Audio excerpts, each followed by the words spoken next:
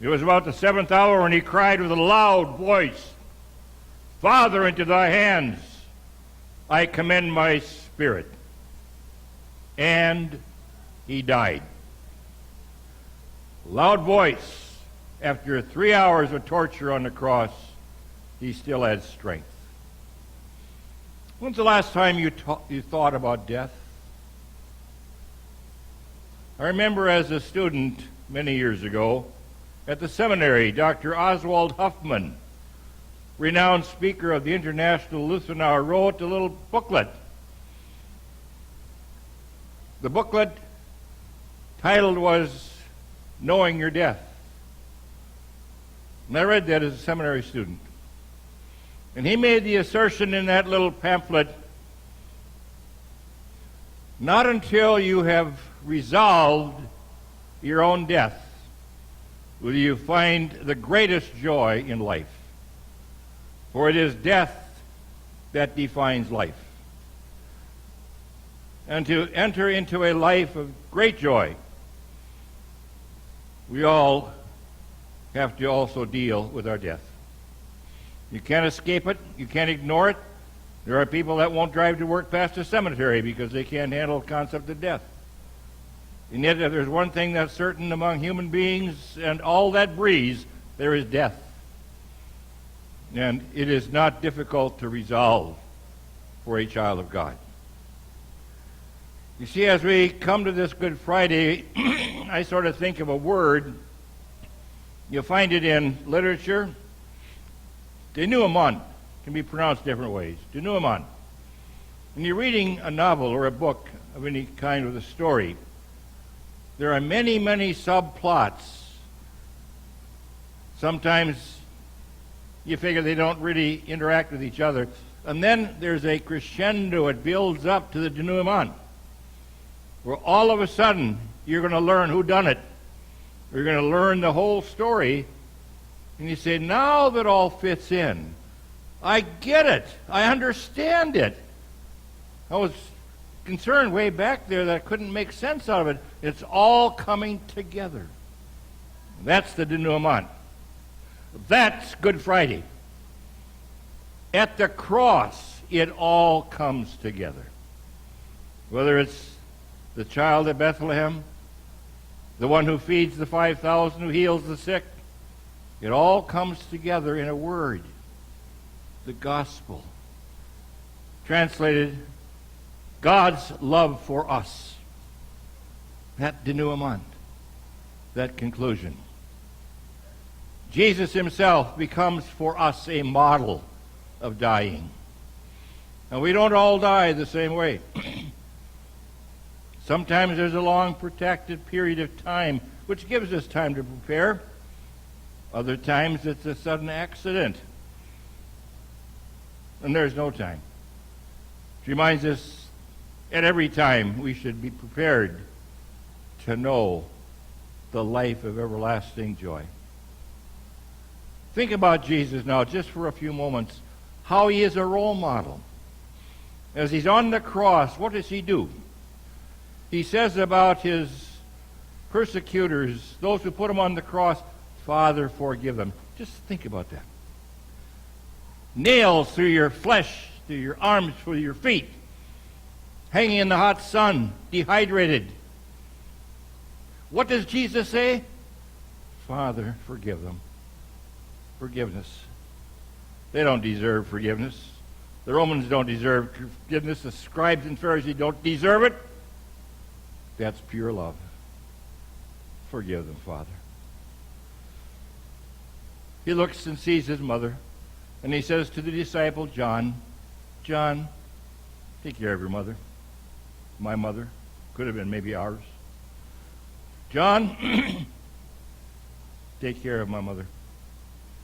Those of us who have been fortunate to be in Ephesus have probably visited Mary's house, because John moved to Ephesus, and he took, obviously, Mary with him.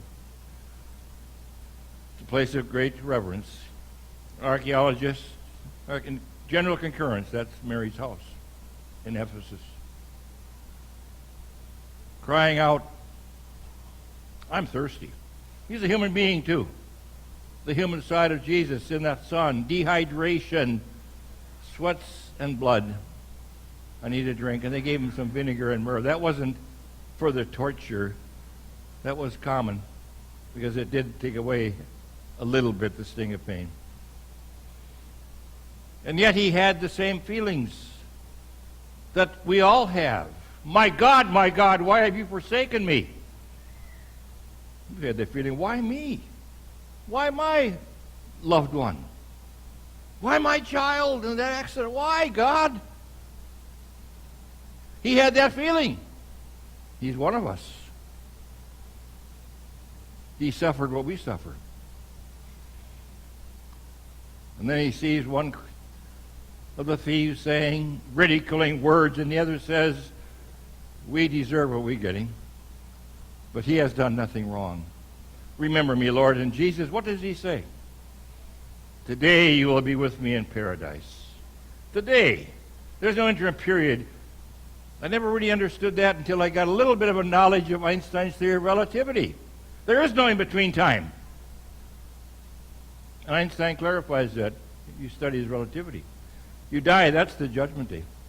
It might be the year 2750, but it's like taking a nap at night or in the afternoon after lunch. I'm going to take a nap for about 30 minutes, and you wake up at 7 o'clock. I've been sleeping for 4 hours.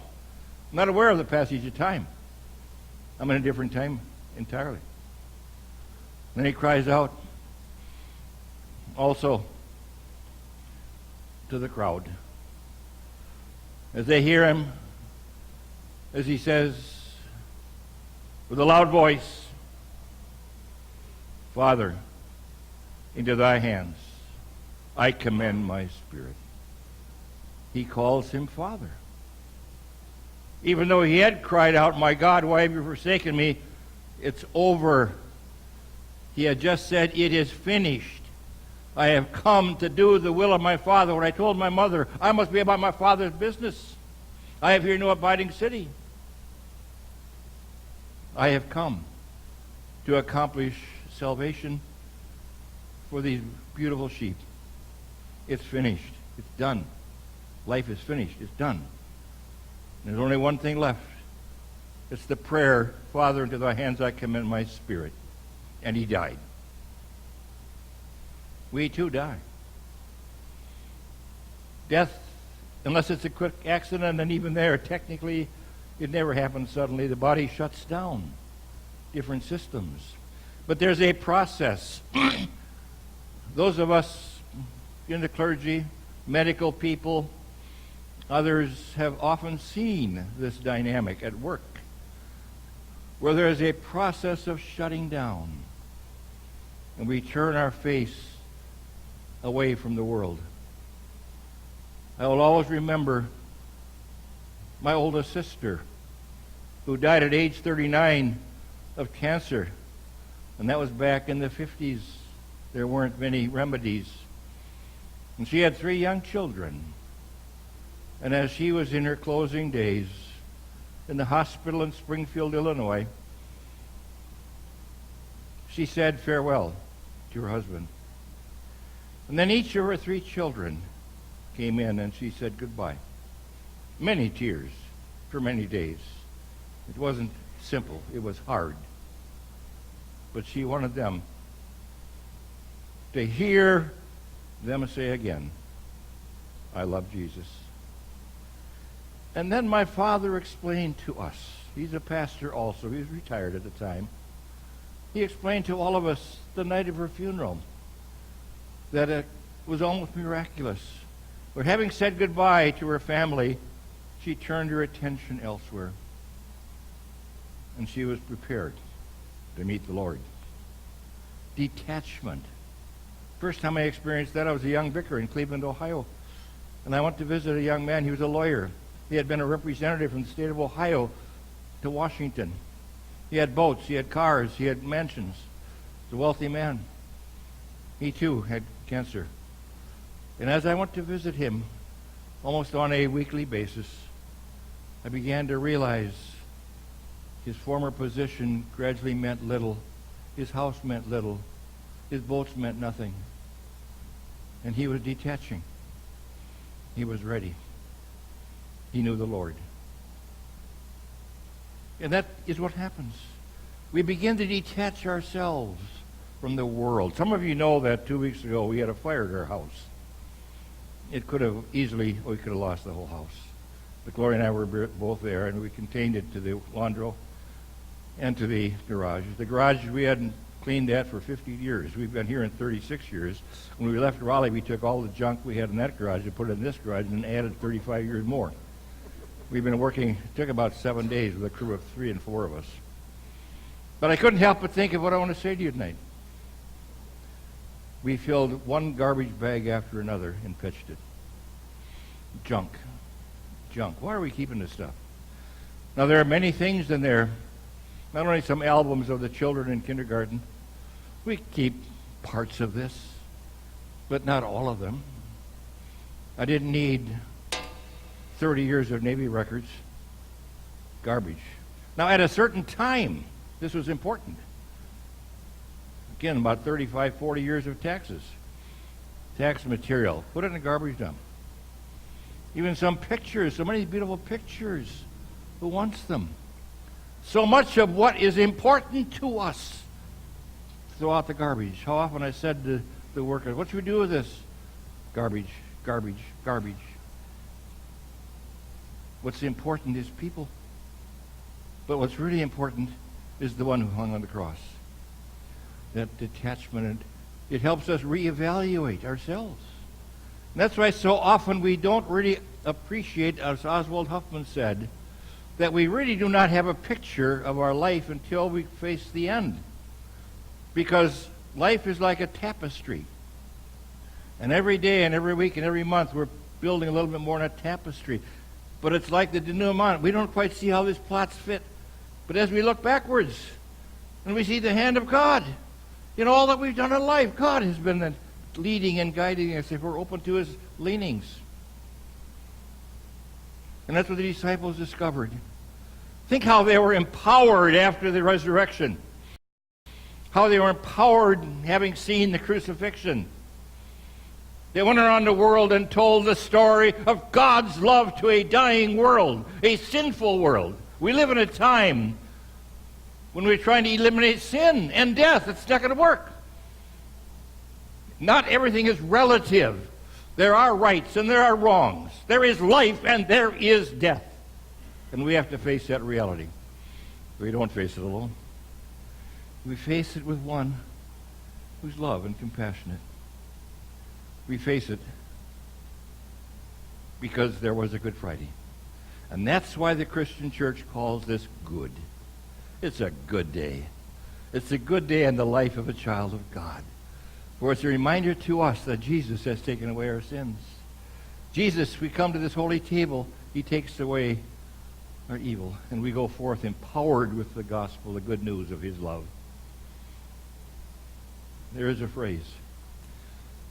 The hymn that we're going to sing later on tonight, I don't know this service, but the final verse of the hymn, "Be thou my consolation, my shield when I must die. Remind me of your passion when my last hour comes nigh. Mine eyes will then behold him upon the cross so dear. My heart will enfold him who dies like that, dies well." Think about death as a blessing. Who dieth thus, dies well. Easter is coming. God's peace.